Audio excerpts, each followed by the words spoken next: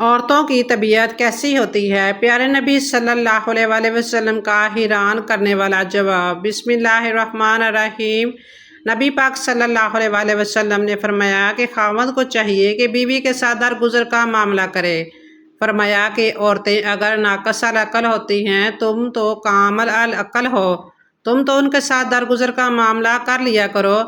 نبی کریم صلی اللہ علیہ وآلہ وسلم نے ارشاد فرمایا، عورتوں کا کوئی حال نہیں، ان کے بغیر صبر بھی نہیں ہوتا۔ جو نرم ہوتا ہے یہ اس پر غالب آ جاتی ہیں، جو سخت طبیعت کا ہوتا ہے وہ اس کے اوپر غالب آ جاتا ہے۔ حضرت ابو سعید خدری رضی اللہ تعالیٰ عنہ فرماتے ہیں، ایک مرتبہ رسول اللہ صلی اللہ علیہ وآلہ وسلم عید الاضحیٰ اور یا عید الفطر میں نماز کے لیے عیدگاہ تشریف لائے تو عورتوں کی ایک جماعت کے پاس سے آپ کا گزر ہوا۔ آپ نے انہیں مخاطب کر کے فرمایا، اے عورتوں کی جماعت، صدقہ کیا کرو، اس لیے کہ میں نے تم میں سے اکثر کو دوزخ میں دیکھا ہے۔ انہوں نے عرض کیا، اے اللہ کے رسول صلی اللہ علیہ وآلہ وسلم، اس کا سبب کیا ہے؟ آپ صلی اللہ علیہ وآلہ وسلم نے فرمایا، تم لعن طعن بہت کرتی ہو اور شوہر کی ناشکری کرتی ہو۔ میں نے عقل اور دین میں ناقص ہونے کے باوجود ایک ہوشیار مرد کو بیوقوف بنانے میں تم سے بڑھ کر کسی کو نہیں دیکھا۔ یہ سن کر انہوں نے عرض کیا، اے اللہ کے رسول صلی اللہ علیہ وآلہ وسلم، ہماری عقل اور دین کی کمی کیا ہے؟ آپ صلی اللہ علیہ وآلہ وسلم نے فرمایا، کیا عورتوں کی گواہی مرد کی آدھی گواہی کے برابر نہیں؟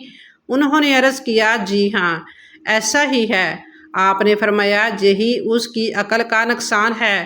پھر فرمایا، کیا ایسا نہیں ہے کہ جس وقت عورت حیض کی حالت میں ہوتی ہے نہ تو نماز پڑھ سکتی ہے اور نہ ہی روزہ رکھ سکتی ہے؟ انہوں نے عرض کیا، جی ہاں، ایسا ہی ہے۔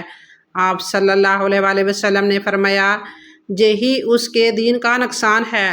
عقل اور دین کے اعتبار سے ناقص ہونے کی کچھ وجوہات مفتی رضا الحق حفظ اللہ نے یوں بیان فرمائی ہیں۔ عقل کی دو قسمیں ہیں، عقل شرعی، عقل عرفی۔ عورتوں میں عقل عرفی بہت اعلیٰ درجے کی ہے۔ شریعت نے عورتوں کو کس طرح ناقصات العقل کہا ہے تو اس کا آسان جواب آپ کو بتاتے ہیں کہ ناقصات العقل سے مراد عقل شرعی ہے۔ عقل عرفی عورتوں میں بہت زیادہ ہوتی ہے۔ خود حدیث میں اس کا ذکر ہے کہ یہ عورتیں ترجمہ ہوشیار مرد کو بھی بوتل میں اتارنے والیاں ہیں۔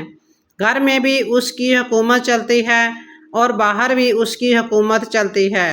ہاں، عقل شرعی کی کمی ہوتی ہے، اور عقل شرعی کا مطلب یہ ہے کہ آدمی نتائج کو نہ سوچے۔ جب آدمی نتیجے پر غور نہیں کرتا تو اس سے نقصان ہوتا ہے۔